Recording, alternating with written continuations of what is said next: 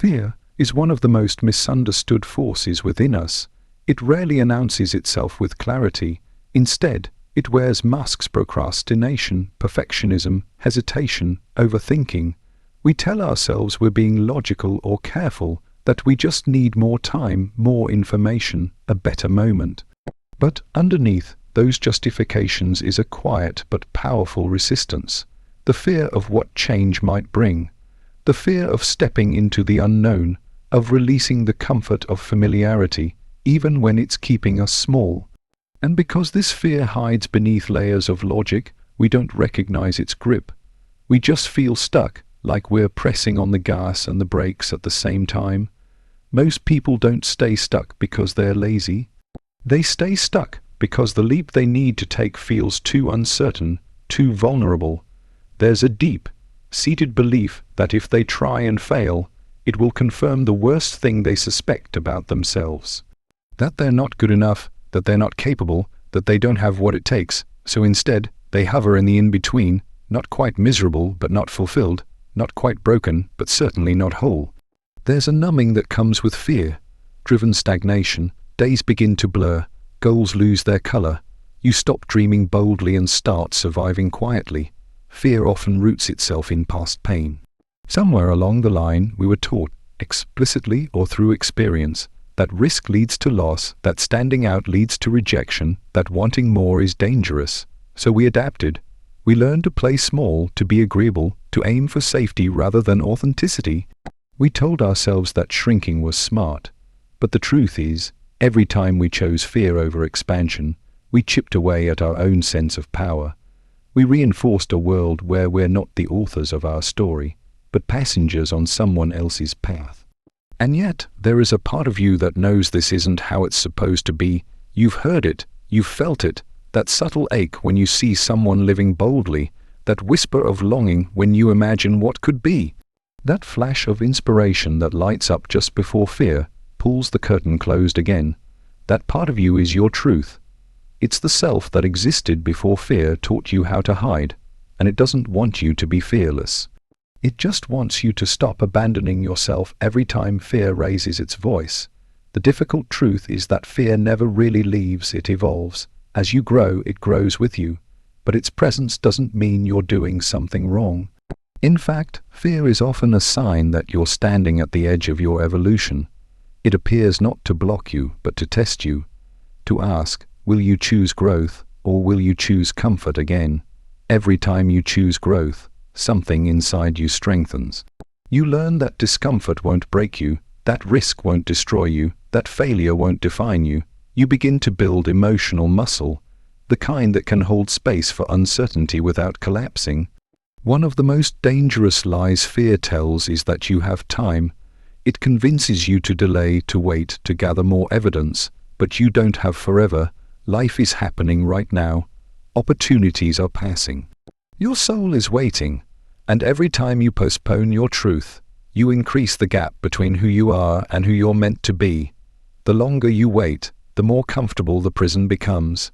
You decorate it, you justify it, you defend it to others, but deep down you know, you weren't born to play it safe. You weren't born to hide. When you begin to confront fear instead of obeying it, the world opens up in surprising ways. You discover that the walls you thought were holding you in were never real. They were made of assumptions, inherited beliefs, outdated stories. And once you push through them, even once, you never see yourself the same again.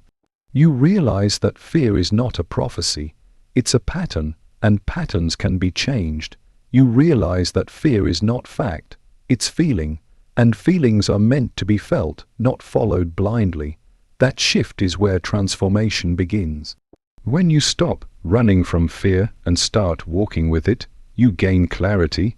You stop asking what if it goes wrong, and start asking what if I rise. You stop avoiding challenges and start seeking alignment. You start noticing where your energy comes alive, where your heart races in a good way, where you feel deeply seen and heard. Those are your clues. That's your soul trying to lead, and the more you listen, the less fear gets to control the volume. This is not about reckless bravery. It's about sacred courage, the kind that honors your inner world while still daring to act. It's about making one bold choice at a time, speaking the truth even if your voice shakes, saying yes even when you're unsure, walking away when staying would mean self-abandonment, choosing yourself, not because you're sure of the outcome, but because you finally trust the process. That trust is built moment by moment, breath by breath. You won't always feel ready, you just need to be willing. The life you long for won't come from silencing fear. It will come from hearing it and still choosing to move. Fear may always be in the room, but it doesn't have to sit at the head of the table. You do, and when you take that seat, everything begins to change.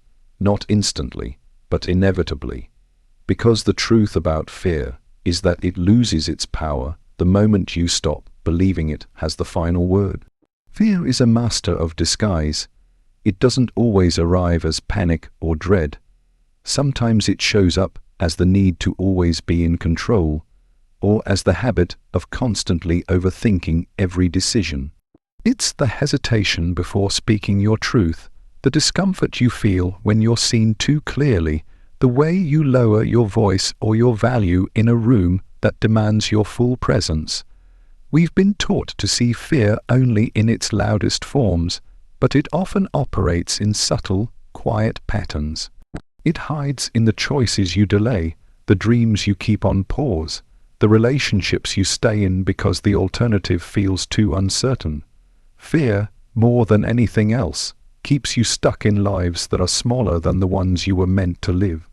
The trap isn't just that fear exists, it's that most people believe it means stop. When fear arises, many assume it's a warning to retreat. But fear isn't always a signal of danger, often it's a sign of importance. You don't fear things that mean nothing to you. You fear what you care about. You fear what could change you. The parts of you that are still evolving, still growing, still finding their voice. Those are the parts where fear tries hardest to speak. And yet we rarely question its narrative. We just assume that if it feels scary, it's not for us. If it makes us uncomfortable, we must not be ready, and that belief is what keeps our potential locked behind imaginary doors. Most of the time, fear isn't rooted in the present. It's a ghost from the past projecting itself into the future. You were hurt, so now you expect pain. You were rejected, so now you assume disconnection. You failed once, so now you expect every risk to collapse. Your nervous system remembers these moments, and without intervention, it builds an identity around protection. You become the person who doesn't try, who stays where it's safe, who watches others live freely, and wonders why you feel trapped. It's not because you're weak. It's because no one taught you how to work with fear. We were only ever taught to run from it or suppress it. But suppression doesn't make fear disappear, it just buries it deeper. And what's buried eventually finds a way to rise. Fear that isn't felt becomes anxiety. It becomes self-doubt, self-sabotage, indecision. It becomes the invisible weight you carry into every new opportunity, relationship, or version of yourself. You begin to confuse fear with intuition, thinking that your discomfort is always a sign to back away. But the truth is, fear and intuition speak different languages. Fear restricts while intuition guides. Fear tightens your chest while intuition calms your body. Learning the difference is the beginning of reclaiming your power. The reason so many people stay stuck isn't because they don't want change. It's because they haven't yet built the capacity to sit with the discomfort that change demands. They expect transformation to feel good. But real transformation is often messy, uncertain, and confronting. It will ask you to leave behind everything that once gave you a false sense of security. It will ask you to step into spaces where you don't yet feel competent or confident. It will ask you to question everything you thought you knew about yourself. That's why so many retreat when they start the path. They mistake discomfort for misalignment. But discomfort is not the enemy. It's the doorway. Everything you desire, growth, freedom, deeper love, purpose, sits on the other side of the very fear you've been trying to avoid. Fear has value because it reveals what matters to you. It shows you where your edges are, where your next level is waiting. The presence of fear doesn't mean stop. It means pay attention. It means lean in. It means you're close to something sacred. You were never meant to eliminate fear. You were meant to understand it, to meet it with compassion, and to move anyway. That movement doesn't have to be massive. It can be a single conversation, a decision you've been avoiding, a boundary you finally honor. It's not about being reckless. It's about being real. It's about honoring your truth even when it trembles. Because every time you move through fear, your nervous system learns that you're safe on the other side. And with each step, fear loses a little more of its grip. The life you long for doesn't come when you're ready. It comes when you're willing to act even when you're not. Fear will whisper that you need more time, more certainty, more proof. But the moment you stop waiting and start moving, you begin to build momentum.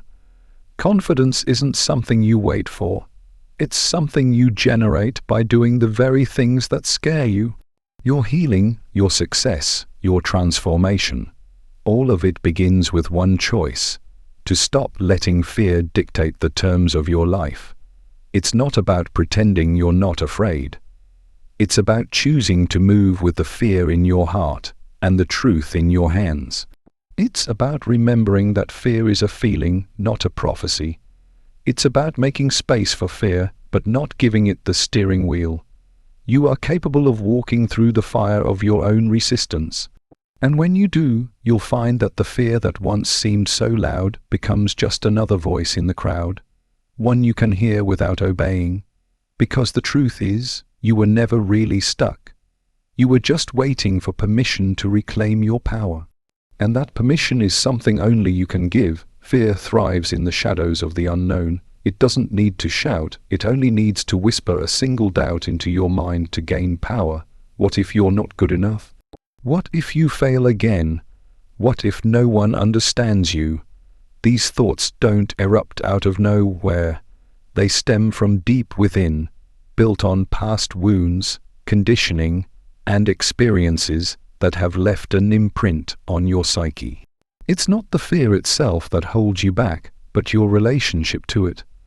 When you begin to define yourself by it, to see it as a part of your identity rather than a temporary state, that's when it becomes the prison that keeps you stuck.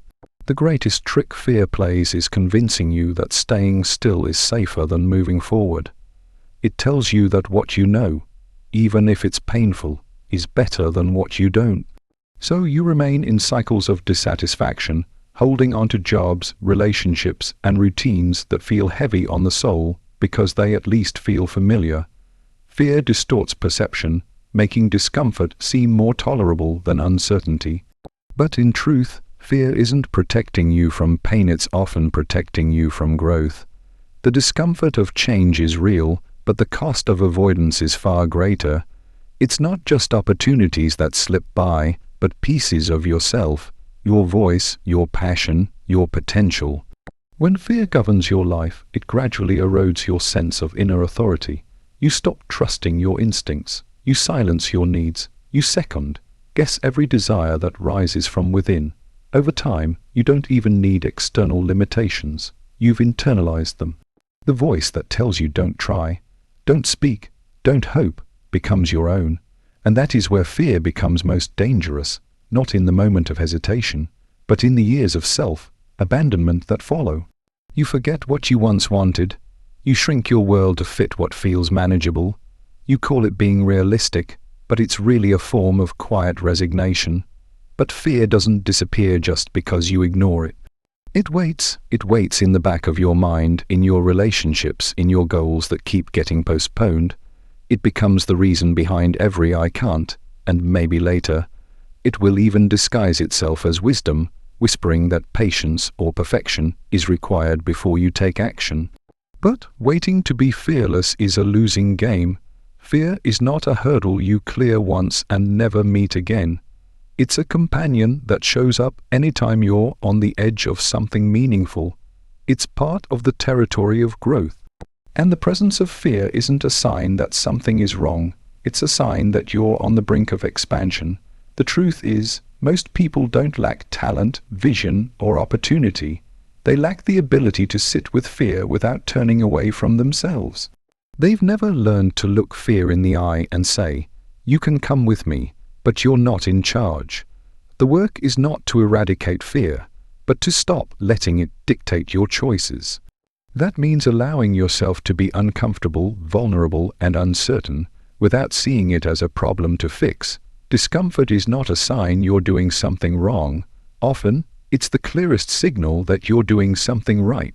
You begin to transcend fear not by battling it, but by becoming intimate with it. You learn its patterns, its voice, its triggers. You recognize how it shows up in your body, maybe as tightness in your chest, a racing heart, or a foggy mind. You learn to breathe into it, to witness it without collapse. You learn to ask, what am I really afraid of? And what would I choose if fear wasn't making the decision? The answers are often surprising. Underneath fear is usually something sacred: your longing for connection, your desire to be seen, your hunger to create, to lead, to love. Fear stands at the gate of all things precious, and this is the paradox. The very fear you avoid contains the key to your freedom. Every time you lean into fear with courage instead of retreating with resistance, you reclaim another piece of your life.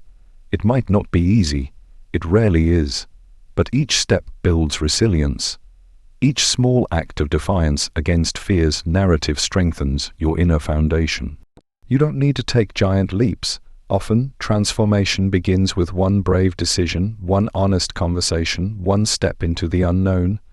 And with each movement, fear begins to lose its grip, not because it vanishes, but because you've stopped giving it the power to shape your identity. Eventually, you begin to see fear for what it truly is, not a wall but a threshold, a passage that tests your readiness for the life that's waiting on the other side. It's not here to destroy you, it's here to wake you, to call you into consciousness, to push you toward authenticity. Fear is not the enemy. The real enemy is the version of you that fear created. A smaller, safer version who avoids risk, avoids truth, avoids self. But that version isn't the real you. The real you is the one who dares, even with trembling hands. The one who feels the fear and still moves forward anyway. Most people live their lives trying to avoid fear. They try to eliminate it, suppress it, numb it with distractions, or deny it even exists. But the truth is that fear does not simply go away when ignored. It waits in the background, taking root deeper in your psyche, influencing your decisions, relationships, and sense of worth.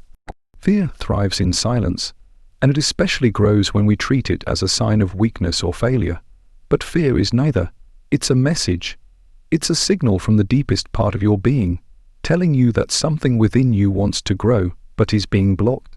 Not because you can't grow, but because you're convinced it's too dangerous to try. So many people remain stuck in lives that feel unfulfilled because they've mistaken fear for truth.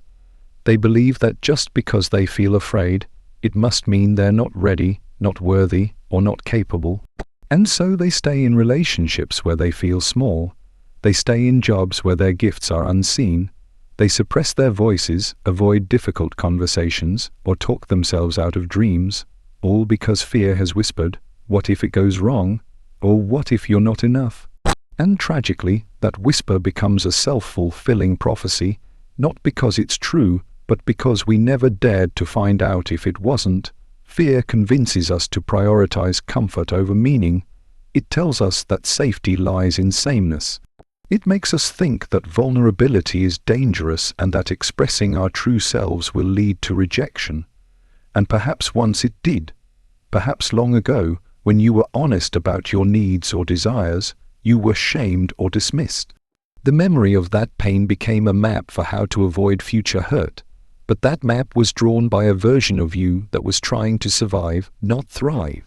And if you continue following it unquestioningly, you'll end up living someone else's life, a life designed to avoid pain, not to embrace possibility.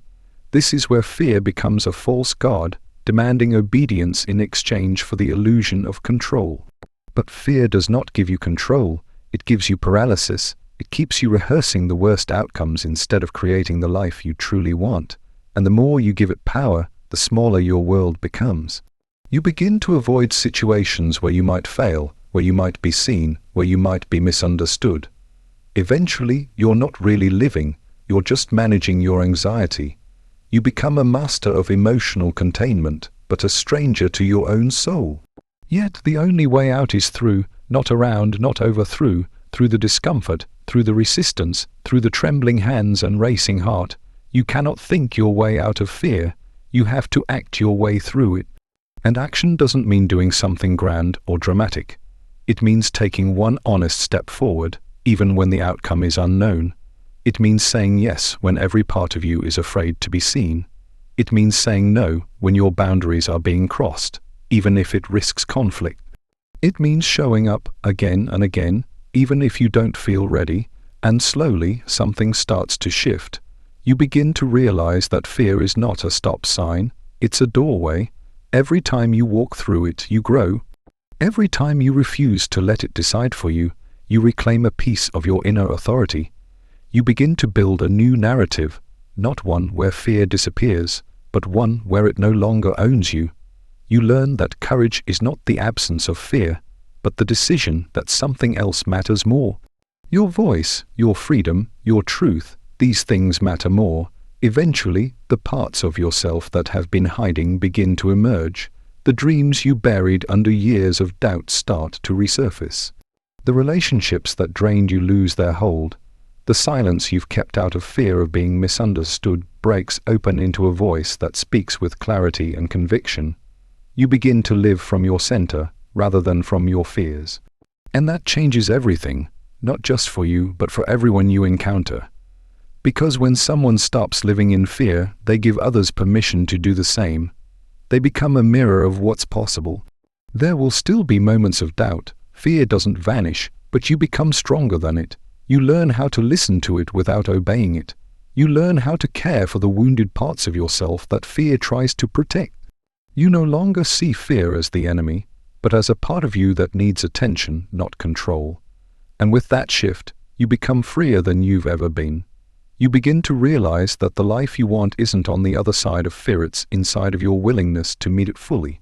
That is how transformation happens, not in giant leaps, but in small brave choices. Not by waiting for fear to leave, but by walking forward even as it trembles beside you. You don't have to be fearless to live a full life. You only need to be willing to feel, willing to risk, willing to grow, willing to trust that what's inside you is greater than what tries to hold you back. And once you taste that truth, you will never again settle for a life ruled by fear. Most people believe fear is a threat. They feel its grip tighten and instinctively move away, as if fear is a sign that something must be avoided. But fear is often the exact opposite, not a warning to retreat, but an invitation to pay closer attention. It is the voice of something within you that wants to live but hasn't yet been allowed to. The moment you begin to listen to fear not as a master but as a messenger, your entire relationship with yourself begins to change. You stop asking, "How do I get rid of this?" and start asking, "What is this trying to teach me?" Fear is never random. It emerges where there is potential. It shows up when something meaningful is at stake.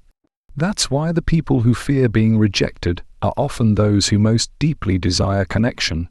That's why those who fear failure are often the ones with the greatest inner ambition. Fear doesn't appear to mock you. It appears to point you toward the very thing that's meant to grow inside you. But the danger is that if you interpret fear as a sign to stop, you build a life around avoiding it. You start constructing walls. You choose certainty over opportunity. You stay in the familiar even when it's unfulfilling. You shrink to fit the shape that fear has carved for you. This shrinking happens slowly, often without you realizing.